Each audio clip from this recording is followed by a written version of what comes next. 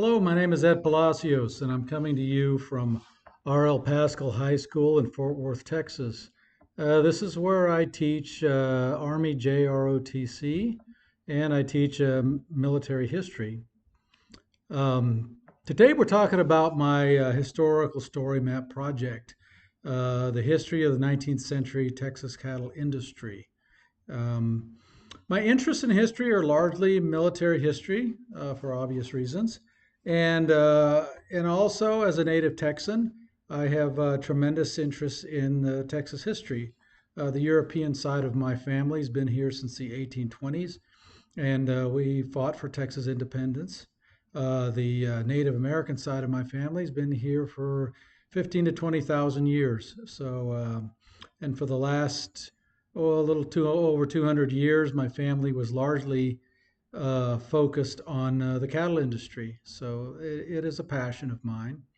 And the focus of my study is the evolution of the cattle industry in the 19th century.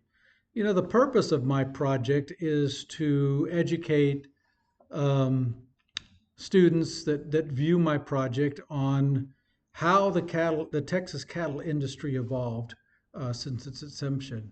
You know, and why does it matter? Well, it matters to Texans because the cattle industry is important to us. It is a big part of our economy. It doesn't have as much weight as it used to, but it's still a very big part of the Texas economy, and it's part of the Texas culture. Two or three takeaways from this is I would like you to understand where the origins of the cattle industry come from and how the Texas cattle industry is part of Texas history, why it's important. The Texas cattle industry really has its beginnings with Christopher Columbus when he brought the first mini longhorn cattle to the New World in 1493.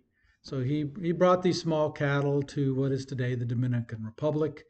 And from there, these small cattle were brought over to the mainland by the conquistadores. So they brought these cattle as food supplements. And then over the years, the cattle made their way up into Texas and New Mexico. And it was an environment where they thrived because these were hardy little cattle that came from the arid regions of Spain. And they found a similar environment in the plains of Texas and New Mexico. And so over the years, some of these cattle escaped and they went wild. And after generation, they grew and became wild cattle.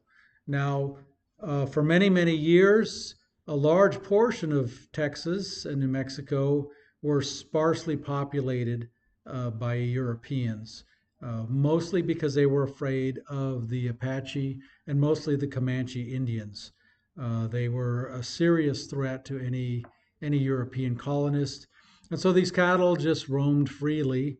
And you'll notice when you look at my uh, at my story map that the first person that I mentioned is the first president of the Republic of Texas, and that was Sam Houston, formerly General Sam Houston, who defeated General Antonio Lopez de Santana, the dictator of Mexico, in 1836. And what's significant about Sam Houston is not that he had a direct role in the Texas cattle industry, but by defeating Santana and gaining independence for Texas, he opened up vast territories for American colonists to come into, well, colonists to come into Texas, not just Americans. And now in those days, the Republic of Texas was land rich and cash poor. So people could come to Texas and buy large portions of land, and and it came readily supplied with cattle. Now, Texas Longhorn cattle by this time had gained a pretty significant size. Now, these cattle were not particularly palatable. They were very gamey tasting. They're very tough. Even today, Longhorn cattle are not considered good eating.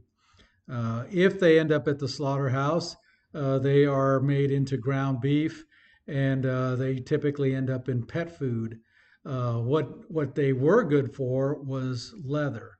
Now, leather was a valuable commodity in those days, and so the Texas cattle were used largely for that.